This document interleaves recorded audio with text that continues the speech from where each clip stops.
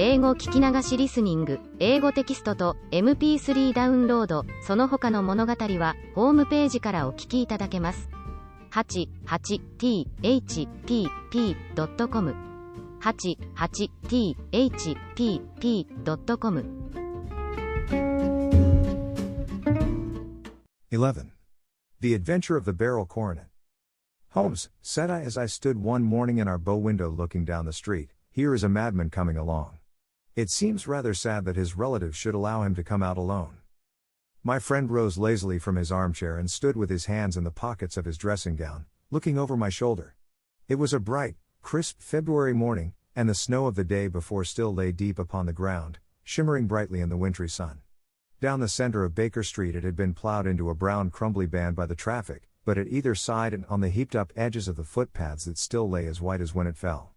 The gray pavement had been cleaned and scraped, but was still dangerously slippery so that there were fewer passengers than usual. Indeed, from the direction of the Metropolitan Station no one was coming save the single gentleman whose eccentric conduct had drawn my attention. He was a man of about 50, tall, portly and imposing, with a massive, strongly marked face and a commanding figure. He was dressed in a somber yet rich style, in black frock coat, shining hat, neat brown gaiters, and well-cut pearl gray trousers.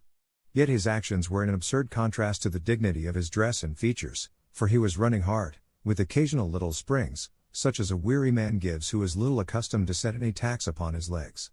As he ran he jerked his hands up and down, waggled his head, and writhed his face into the most extraordinary contortions. "What on earth can be the matter with him?"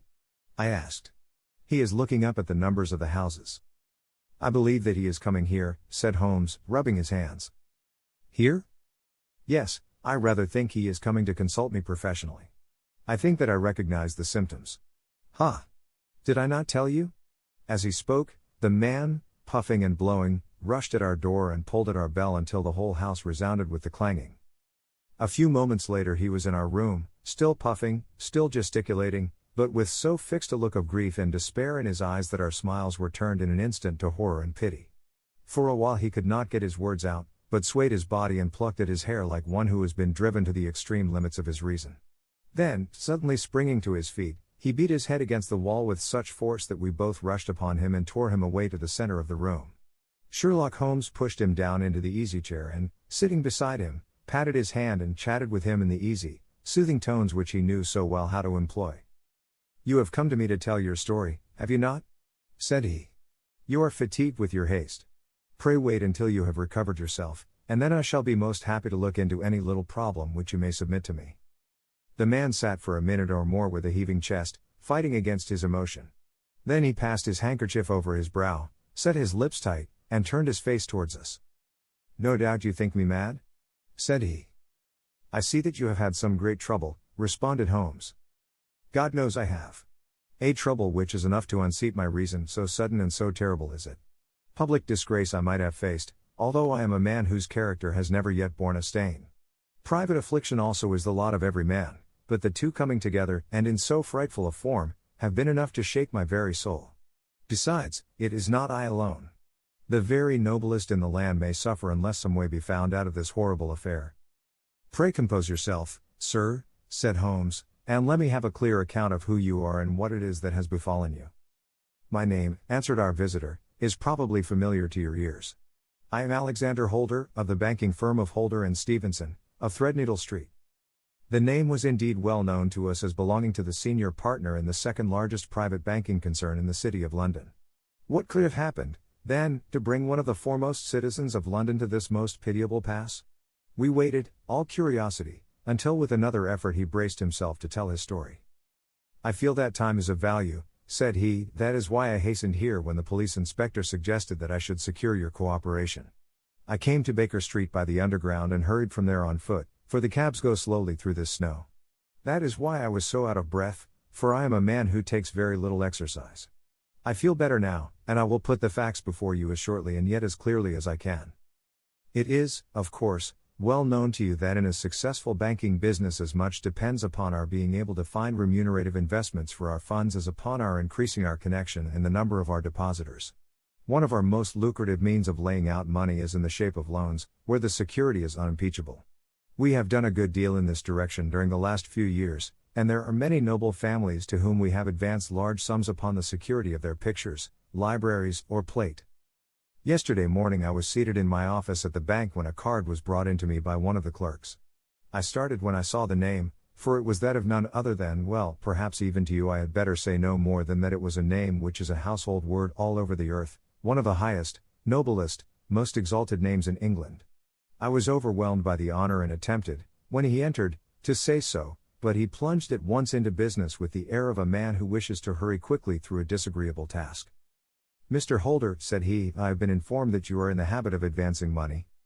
"The firm does so when the security is good," I answered. "It is absolutely essential to me," said he, "that I should have £50,000 at once. I could, of course, borrow so trifling a sum 10 times over from my friends, but I much prefer to make it a matter of business and to carry out that business myself. In my position you can readily understand that it is unwise to place oneself under obligations." "For how long, may I ask, do you want this sum?" I asked. "Next Monday I have a large sum due to me, and I shall then most certainly repay what you advance, with whatever interest you think it right to charge. But it is very essential to me that the money should be paid at once." "I should be happy to advance it without further parley from my own private purse," said I, "were it not that the strain would be rather more than it could bear. If, on the other hand, I am to do it in the name of the firm, then in justice to my partner I must insist that, even in your case, every business-like precaution should be taken." "I should much prefer to have it so," said he, raising up a square, black morocco case which he had laid beside his chair. "You have doubtless heard of the barrel coronet?" "One of the most precious public possessions of the empire," said I. "Precisely." He opened the case, and there, embedded in soft, flesh-colored velvet, lay the magnificent piece of jewelry which he had named.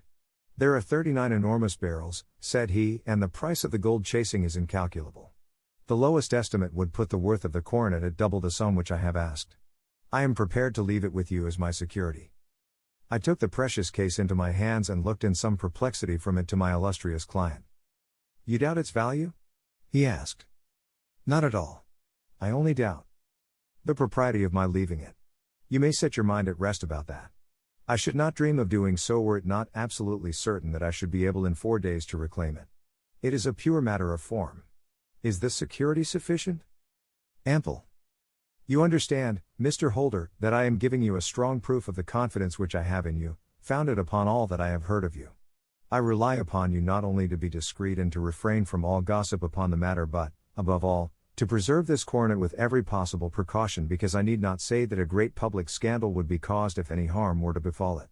Any injury to it would be almost as serious as its complete loss, for there are no barrels in the world to match these, and it would be impossible to replace them. I leave it with you, however, with every confidence, and I shall call for it in person on Monday morning." Seeing that my client was anxious to leave, I said no more but, calling for my cashier, I ordered him to pay over £51,000 notes. When I was alone once more, however, with the precious case lying upon the table in front of me, I could not but think with some misgivings of the immense responsibility which it entailed upon me. There could be no doubt that, as it was a national possession, a horrible scandal would ensue if any misfortune should occur to it. I already regretted having ever consented to take charge of it. However, it was too late to alter the matter now, so I locked it up in my private safe and turned once more to my work. When evening came I felt that it would be an imprudence to leave so precious a thing in the office behind me. Banker safes had been forced before now, and why should not mine be? If so, how terrible would be the position in which I should find myself.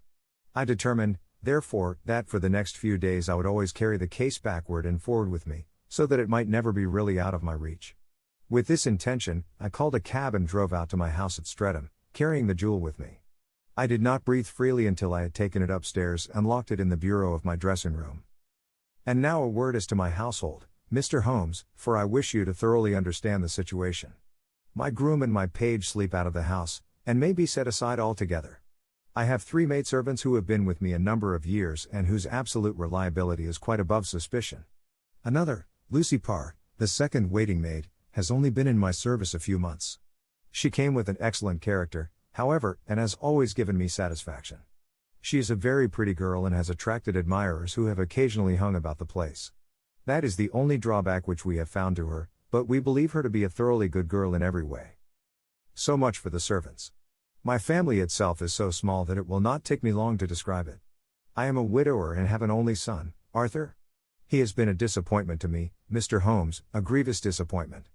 I have no doubt that I am myself to blame. People tell me that I have spoiled him. Very likely I have.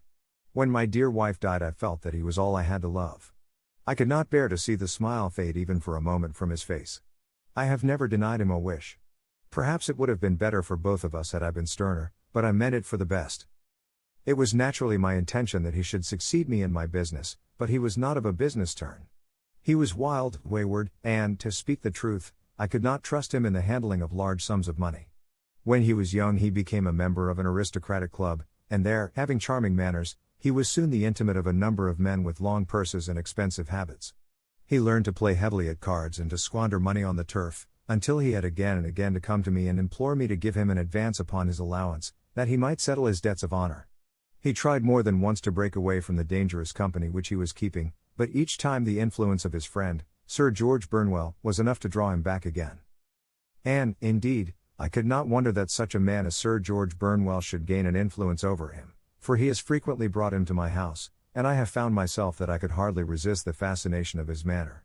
He is older than Arthur, a man of the world to his fingertips, one who had been everywhere, seen everything, a brilliant talker, and a man of great personal beauty. Yet when I think of him in cold blood, far away from the glamour of his presence, I am convinced from his cynical speech and the look which I have caught in his eyes that he is one who should be deeply distrusted. So I think, and so, too, thinks my little Mary, who has a woman's quick insight into character. And now there is only she to be described. She is my niece, but when my brother died 5 years ago and left her alone in the world, I adopted her, and have looked upon her ever since as my daughter.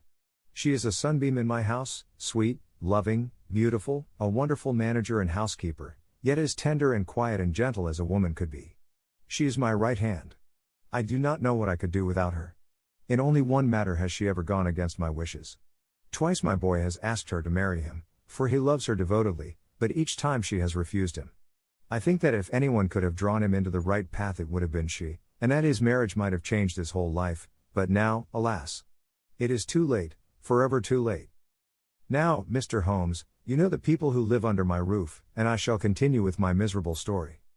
When we were taking coffee in the drawing room that night after dinner, I told Arthur and Mary my experience, and of the precious treasure which we had under our roof, suppressing only the name of my client. Lucy Parr, who had brought in the coffee, had, I am sure, left the room, but I cannot swear that the door was closed. Mary and Arthur were much interested and wished to see the famous cornet, but I thought it better not to disturb it. "Where have you put it?" asked Arthur. "In my own bureau." "Well, I hope to goodness the house won't be burgled during the night," said he. "It is locked up," I answered. "Oh, any old key will fit that bureau. When I was a youngster I have opened it myself with the key of the box-room cupboard." He often had a wild way of talking, so that I thought little of what he said. He followed me to my room, however, that night with a very grave face. "Look here, Dad," said he with his eyes cast down, "can you let me have £200? "No, I cannot," I answered sharply. "I have been far too generous with you in money matters." "You have been very kind," said he, "but I must have this money, or else I can never show my face inside the club again." "And a very good thing, too," I cried. "Yes, but you would not have me leave it a dishonored man," said he. "I could not bear the disgrace. I must raise the money in some way, and if you will not let me have it, then I must try other means." I was very angry, for this was the third demand during the month. "You shall not have a farthing from me," I cried, on which he bowed and left the room without another word. When he was gone I unlocked my bureau, made sure that my treasure was safe, and locked it again. Then I started to go round the house to see that all was secure, a duty which I usually leave to Mary but which I thought it well to perform myself that night. As I came down the stairs I saw Mary herself at the side window of the hall, which she closed and fastened as I approached. "Tell me, Dad," said she, looking, I thought, a little disturbed, "did you give Lucy, the maid, leave to go out tonight?" "Certainly not. She came in just now by the back door. I have no doubt that she has only been to the side gate to see someone, but I think that it is hardly safe and should be stopped. You must speak to her in the morning, or I will if you prefer it. Are you sure that everything is fastened?" "Quite sure, Dad." "Then, good night." I kissed her and went up to my bedroom again, where I was soon asleep. I am endeavoring to tell you everything, Mr. Holmes, which may have any bearing upon the case, but I beg that you will question me upon any point which I do not make clear. On the contrary, your statement is singularly lucid. I come to a part of my story now in which I should wish to be particularly so. I am not a very heavy sleeper, and the anxiety in my mind tended, no doubt, to make me even less so than usual. About 2 in the morning, then, I was awakened by some sound in the house. It had ceased ere I was wide awake, but it had left an impression behind it as though a window had gently closed somewhere. I lay listening with all my ears. Suddenly, to my horror, there was a distinct sound of footsteps moving softly in the next room. I slipped out of bed, all palpitating with fear, and peeped round the corner of my dressing-room door. "Arthur!" I screamed, "you villain! You thief! How dare you touch that cornet?" The gas was half up, as I had left it, and my unhappy boy, dressed only in his shirt and trousers, was standing beside the light, holding the cornet in his hands. He appeared to be wrenching at it, or bending it with all his strength. At my cry he dropped it from his grasp and turned as pale as death. I snatched it and examined it. One of the gold corners, with 3 of the barrels in it, was missing. "You blackguard!" I shouted, beside myself with rage. "You have destroyed it. You have dishonored me forever. Where are the jewels which you have stolen?" "Stolen?" he cried. "Yes, thief!" I roared, shaking him by the shoulder. "There are none missing." "There cannot be any missing," said he. "There are 3 missing. And you know where they are. Must I call you a liar as well as a thief? Did I not see you trying to tear off another piece?" "You have called me names enough," said he, "I will not stand it any longer. I shall not say another word about this business, since you have chosen to insult me. I will leave your house in the morning and make my own way in the world." "You shall leave it in the hands of the police." I cried, half mad with grief and rage. "I shall have this matter probed to the bottom." "You shall learn nothing from me," said he with a passion such as I should not have thought was in his nature. "If you choose to call the police, let the police find what they can." By this time the whole house was astir, for I had raised my voice in my anger. Mary was the first to rush into my room, and, at the sight of the cornet and of Arthur's face, she read the whole story and, with a scream, fell down senseless on the ground. I sent the housemaid for the police and put the investigation into their hands at once. When the inspector and a constable entered the house, Arthur, who had stood sullenly with his arms folded, asked me whether it was my intention to charge him with theft. I answered that it had ceased to be a private matter, but had become a public one since the ruined cornet was national property. I was determined that the law should have its way in everything. "At least," said he, "you will not have me arrested at once. It would be to your advantage as well as mine if I might leave the house for 5 minutes. That you may get away, or perhaps that you may conceal what you have stolen," said I, and then, realizing the dreadful position in which I was placed, I implored him to remember that not only my honor but that of one who was far greater than I was at stake, and that he threatened to raise a scandal which would convulse the nation.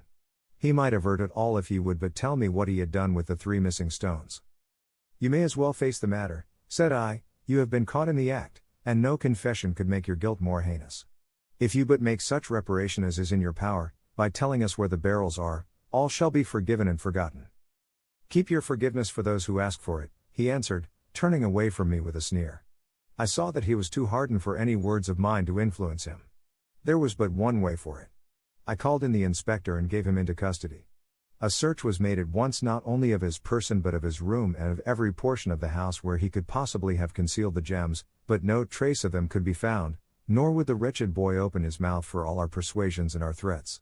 This morning he was removed to a cell, and I, after going through all the police formalities, have hurried round to you to implore you to use your skill in unraveling the matter. The police have openly confessed that they can at present make nothing of it. You may go to any expense which you think necessary. I have already offered a reward of £1,000. My God, what shall I do? I have lost my honor, my gems, and my son in one night. Oh, shall I do? He put a hand on either side of his head and rocked himself to and fro, droning to himself like a child whose grief has got beyond words. Sherlock Holmes sat silent for some few minutes, with his brows knitted and his eyes fixed upon the fire. "Do you receive much company?" he asked. "None save my partner with his family and an occasional friend of Arthur's. Sir George Burnwell has been several times lately. No one else, I think." "Do you go out much in society?" "Arthur does. Mary and I stay at home. We neither of us care for it. That is unusual in a young girl. She is of a quiet nature. Besides, she is not so very young. She is 24. This matter, from what you say, seems to have been a shock to her also." "Terrible. She is even more affected than I. You have neither of you any doubt as to your son's guilt? How can we have when I saw him with my own eyes with the coronet in his hands? I hardly consider that a conclusive proof. Was the remainder of the coronet at all injured? Yes, it was twisted. Do you not think, then, that he might have been trying to straighten it? God bless you. You are doing what you can for him and for me. But it is too heavy a task. What was he doing there at all? If his purpose were innocent, why did he not say so? Precisely. And if it were guilty, why did he not invent a lie? His silence appears to me to cut both ways. There are several singular points about the case. What did the police think of the noise which awoke you from your sleep? They considered that it might be caused by Arthur's closing his bedroom door. A likely story. As if a man bent on felony would slam his door so as to wake a household. What did they say, then, of the disappearance of these gems? They are still sounding the planking and probing the furniture in the hope of finding them. Have they thought of looking outside the house? Yes, they have shown extraordinary energy. The whole garden has already been minutely examined. Now, my dear sir, said Holmes, is it not obvious to you now that this matter really strikes very much deeper than either you or the police were at first inclined to think? It appeared to you to be a simple case, to me it seems exceedingly complex. Consider what is involved by your theory.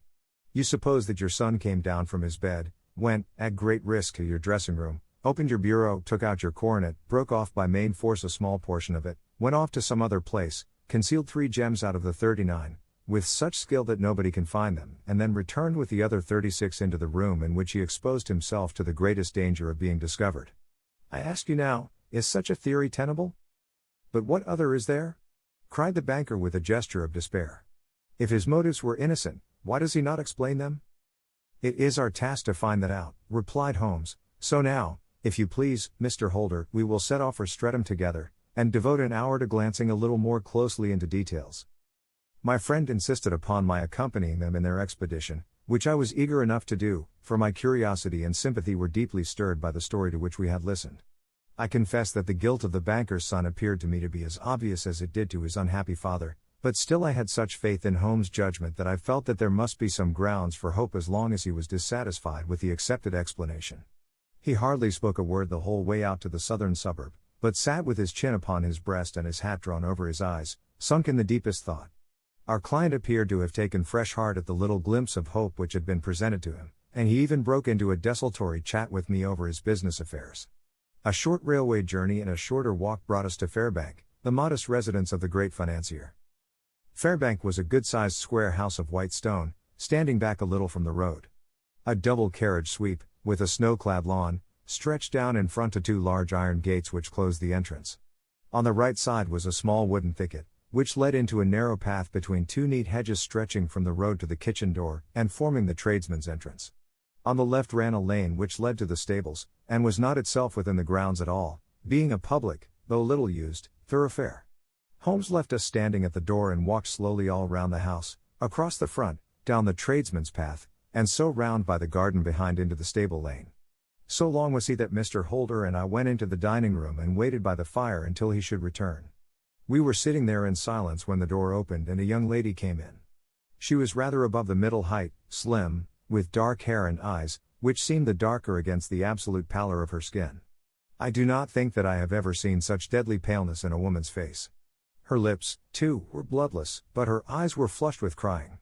As she swept silently into the room she impressed me with a greater sense of grief than the banker had done in the morning, and it was the more striking in her as she was evidently a woman of strong character, with immense capacity for self-restraint. Disregarding my presence, she went straight to her uncle and passed her hand over his head with a sweet womanly caress. "You have given orders that Arthur should be liberated, have you not, Dad?" she asked. No, my girl, the matter must be probed to the bottom. But I am so sure that he is innocent. You know what woman's instincts are. I know that he has done no harm and that you will be sorry for having acted so harshly. Why is he silent, then, if he is innocent? Who knows? Perhaps because he was so angry that you should suspect him. How could I help suspecting him, when I actually saw him with the coronet in his hand? Oh, but he had only picked it up to look at it. Oh, do take my word for it that he is innocent. Let the matter drop and say no more. It is so dreadful to think of our dear Arthur in prison. I shall never let it drop until the gems are found, never, Mary. Your affection for Arthur blinds you as to the awful consequences to me. Far from hushing the thing up, I have brought a gentleman down from London to inquire more deeply into it. This gentleman? She asked, facing round to me. No, his friend. He wished us to leave him alone. He is round in the stable lane now. The stable lane? She raised her dark eyebrows. What can he hope to find there? Ah. This, I suppose, is he. I trust, sir, that you will succeed in proving, what I feel sure is the truth, that my cousin Arthur is innocent of this crime. I fully share your opinion, and I trust, with you, that we may prove it, returned Holmes, going back to the mat to knock the snow from his shoes. I believe I have the honor of addressing Miss Mary Holder. Might I ask you a question or two? Pray do, sir, if it may help to clear this horrible affair up. You heard nothing yourself last night? Nothing, until my uncle here began to speak loudly. I heard that, and I came down. You shut up the windows and doors the night before. Did you fasten all the windows? Yes. Were they all fastened this morning? Yes. You have a maid who has a sweetheart? I think that you remarked to your uncle last night that she had been out to see him?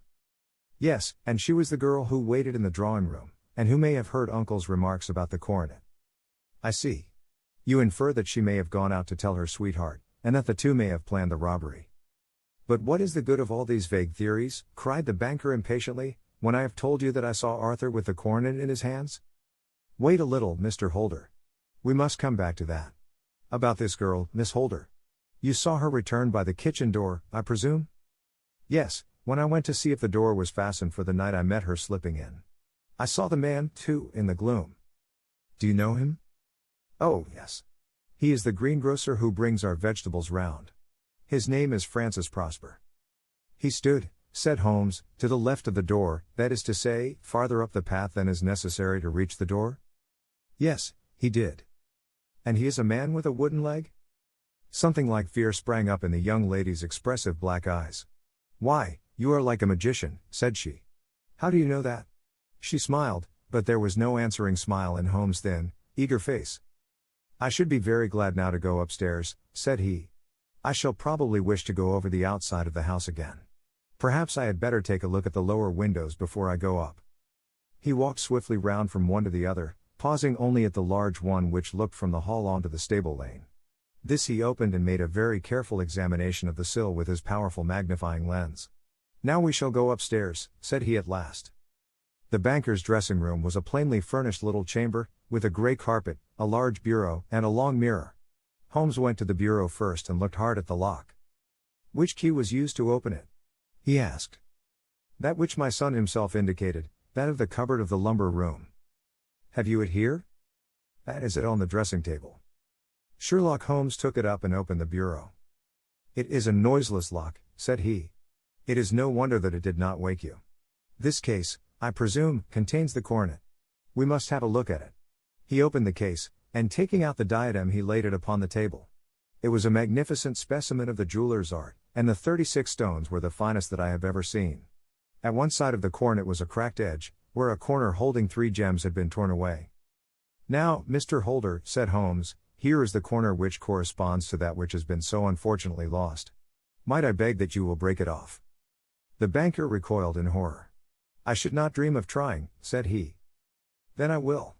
Holmes suddenly bent his strength upon it, but without result. I feel it give a little, said he, but, though I am exceptionally strong in the fingers, it would take me all my time to break it. An ordinary man could not do it. Now, what do you think would happen if I did break it, Mr. Holder? There would be a noise like a pistol shot. Do you tell me that all this happened within a few yards of your bed and that you heard nothing of it?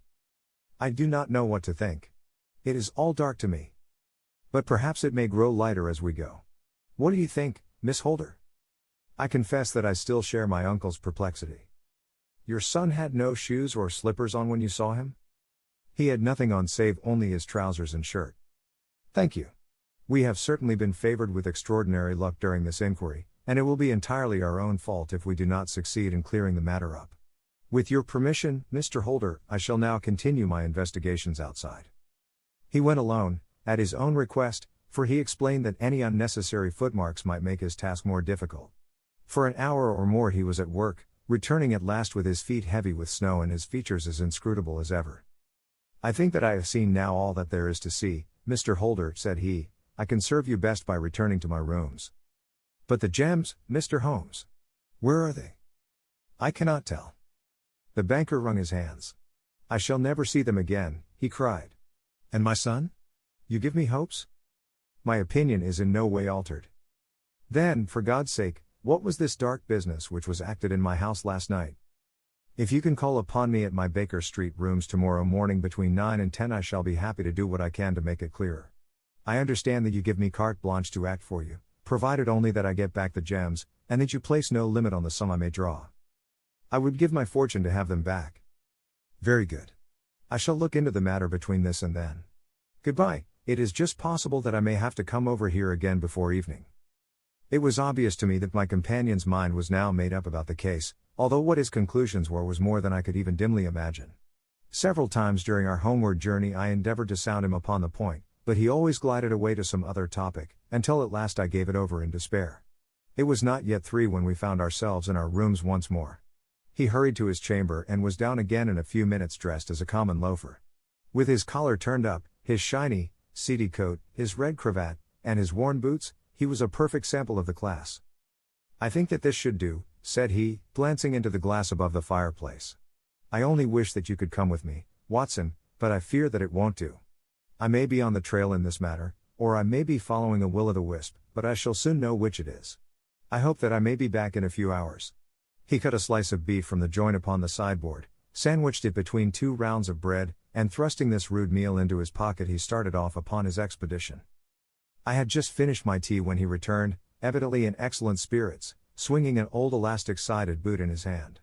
He chucked it down into a corner and helped himself to a cup of tea. I only looked in as I passed, said he. I am going right on. Where to? Oh, to the other side of the West End. It may be some time before I get back. Don't wait up for me in case I should be late. How are you getting on? Oh, so. Nothing to complain of. I have been out to Streatham since I saw you last, but I did not call at the house. It is a very sweet little problem, and I would not have missed it for a good deal. However, I must not sit gossiping here, but must get these disreputable clothes off and return to my highly respectable self. I could see by his manner that he had stronger reasons for satisfaction than his words alone would imply. His eyes twinkled, and there was even a touch of color upon his sallow cheeks. He hastened upstairs, and a few minutes later I heard the slam of the hall door, which told me that he was off once more upon his congenial hunt. I waited until midnight, but there was no sign of his return, so I retired to my room. It was no uncommon thing for him to be away for days and nights on end when he was hot upon a scent, so that his lateness caused me no surprise. I do not know at what hour he came in, but when I came down to breakfast in the morning there he was with a cup of coffee in one hand and the paper in the other, as fresh and trim as possible. You will excuse my beginning without you, Watson, said he, but you remember that our client has rather an early appointment this morning. Why, it is after 9 now, I answered. I should not be surprised if that were he. I thought I heard a ring. It was, indeed, our friend the financier. I was shocked by the change which had come over him, for his face, which was naturally of a broad and massive mold, was now pinched and fallen in, while his hair seemed to me at least a shade whiter. He entered with a weariness and lethargy which was even more painful than his violence of the morning before, and he dropped heavily into the armchair which I pushed forward for him. I do not know what I have done to be so severely tried, said he. Only 2 days ago I was a happy and prosperous man, without a care in the world. Now I am left to a lonely and dishonored age. One sorrow comes close upon the heels of another. My niece, Mary, has deserted me. Deserted you? Yes. Her bed this morning had not been slept in, her room was empty, and a note for me lay upon the hall table. I had said to her last night, in sorrow and not in anger, that if she had married my boy all might have been well with him. Perhaps it was thoughtless of me to say so. It is to that remark that she refers in this note. My dearest uncle, I feel that I have brought trouble upon you, and that if I had acted differently this terrible misfortune might never have occurred. I cannot, with this thought in my mind, ever again be happy under your roof, and I feel that I must leave you forever. Do not worry about my future, for that is provided for, and, above all, do not search for me, for it will be fruitless labor and an ill service to me. In life or in death, I am ever your loving Mary. What could she mean by that note, Mr. Holmes? Do you think it points to suicide? No, nothing of the kind. It is perhaps the best possible solution. I trust, Mr. Holder, that you are nearing the end of your troubles. Ha! You say so. You have heard something, Mr. Holmes, you have learned something. Where are the gems? You would not think £1,000 apiece an excessive sum for them? I would pay 10. That would be unnecessary. 3,000 will cover the matter.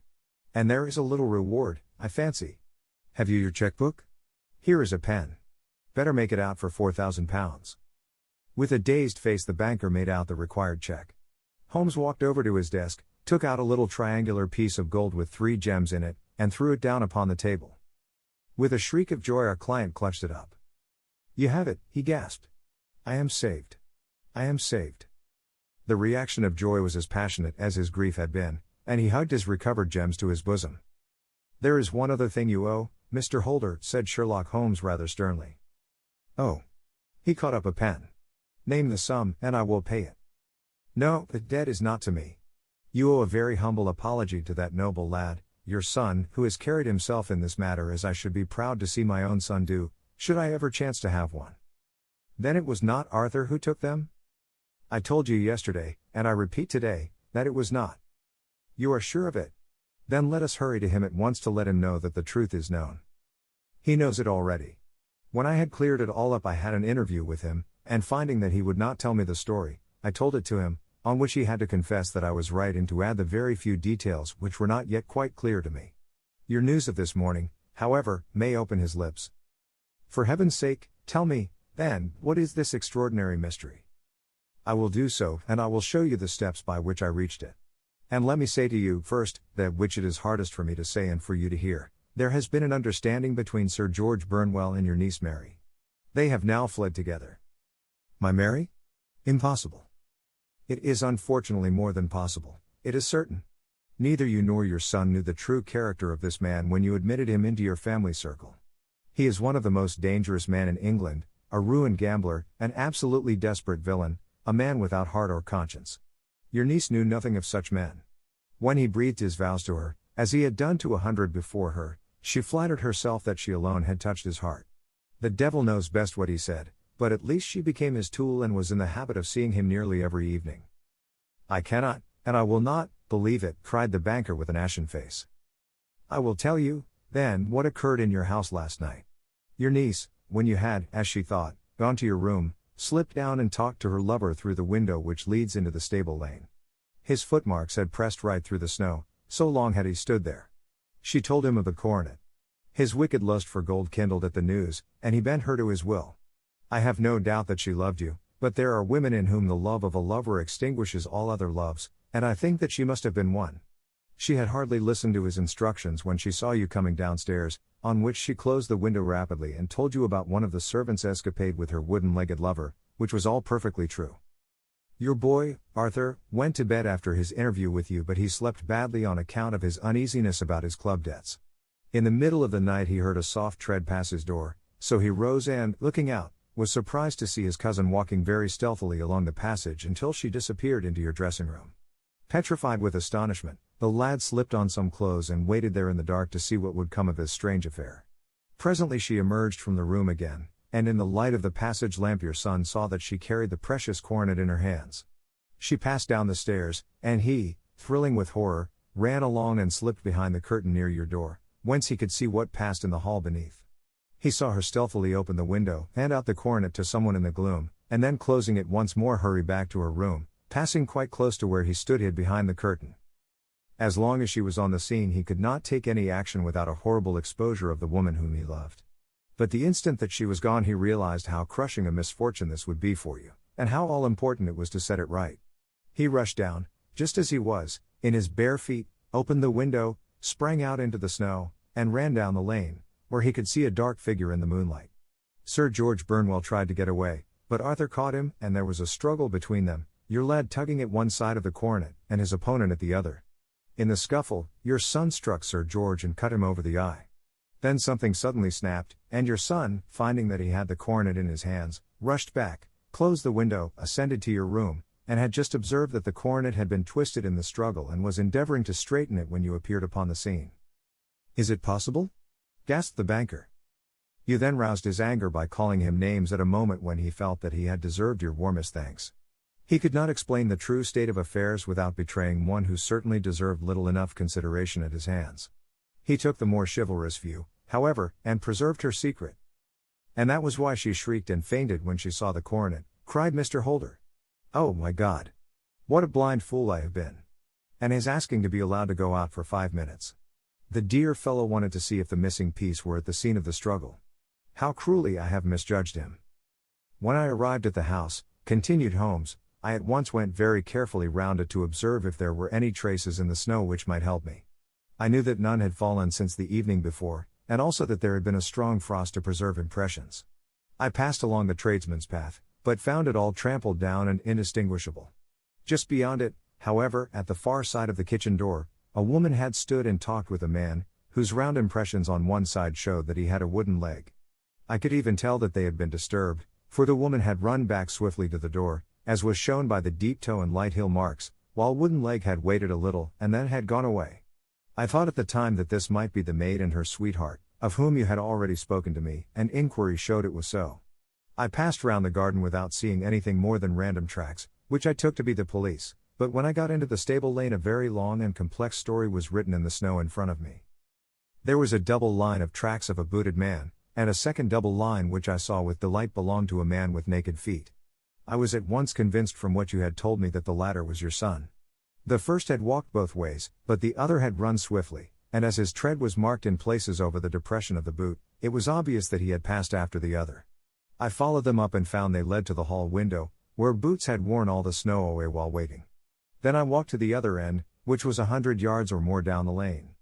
I saw where Boots had faced round, where the snow was cut up as though there had been a struggle, and, finally, where a few drops of blood had fallen, to show me that I was not mistaken. Boots had then run down the lane, and another little smudge of blood showed that it was he who had been hurt. When he came to the high road at the other end, I found that the pavement had been cleared, so there was an end to that clue. On entering the house, however, I examined, as you remember, the sill and framework of the hall window with my lens, and I could at once see that someone had passed out. I could distinguish the outline of an instep where the wet foot had been placed in coming in. I was then beginning to be able to form an opinion as to what had occurred. A man had waited outside the window, someone had brought the gems, the deed had been overseen by your son, he had pursued the thief, had struggled with him, they had each tugged at the coronet, their united strength causing injuries which neither alone could have effected. He had returned with the prize, but had left a fragment in the grasp of his opponent. So far I was clear. The question now was, who was the man and who was it brought him the coronet? It is an old maxim of mine that when you have excluded the impossible, whatever remains, however improbable, must be the truth. Now, I knew that it was not you who had brought it down, so there only remained your niece and the maids. But if it were the maids, why should your son allow himself to be accused in their place? There could be no possible reason. As he loved his cousin, however, there was an excellent explanation why he should retain her secret, the more so as the secret was a disgraceful one. When I remembered that you had seen her at that window, and how she had fainted on seeing the coronet again, my conjecture became a certainty. And who could it be who was her confederate? A lover evidently, for who else could outweigh the love and gratitude which she must feel to you? I knew that you went out little and that your circle of friends was a very limited one. But among them was Sir George Burnwell. I had heard of him before as being a man of evil reputation among women. It must have been he who wore those boots and retained the missing gems. Even though he knew that Arthur had discovered him, he might still flatter himself that he was safe, for the lad could not say a word without compromising his own family. Well, your own good sense will suggest what measures I took next. I went in the shape of a loafer to Sir George's house, managed to pick up an acquaintance with his valet, learned that his master had cut his head the night before, and, finally, at the expense of 6 shillings, made all sure by buying a pair of his cast-off shoes. With these I journeyed down to Streatham and saw that they exactly fitted the tracks. I saw an ill-dressed vagabond in the lane yesterday evening, said Mr. Holder. Precisely. It was I. I found that I had my man, so I came home and changed my clothes. It was a delicate part which I had to play then, for I saw that a prosecution must be avoided to avert scandal, and I knew that so astute a villain would see that our hands were tied in the matter. I went and saw him. At first, of course, he denied everything. But when I gave him every particular that had occurred, he tried to bluster and took down a life-preserver from the wall. I knew my man, however, and I clapped a pistol to his head before he could strike. Then he became a little more reasonable. I told him that we would give him a price for the stones he held, £1,000 apiece. That brought out the first signs of grief that he had shown. Why, dash it all, said he, I've let them go at 600 for the 3. I soon managed to get the address of the receiver who had them, on promising him that there would be no prosecution. Off I set to him, and after much chaffering I got our stones at £1,000 apiece. Then I looked in upon your son, told him that all was right, and eventually got to my bed about 2 o'clock, after what I may call a really hard day's work. A day which has saved England from a great public scandal, said the banker, rising.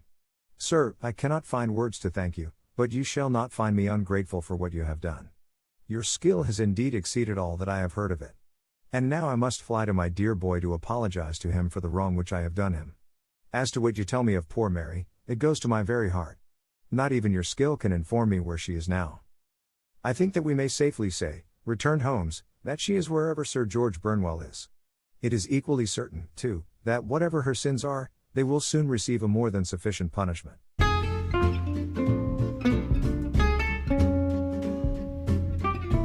英語聞き流しリスニング、英語テキストと MP3 ダウンロード、その他の物語はホームページからお聞きいただけます。88thpp.com 88thpp.com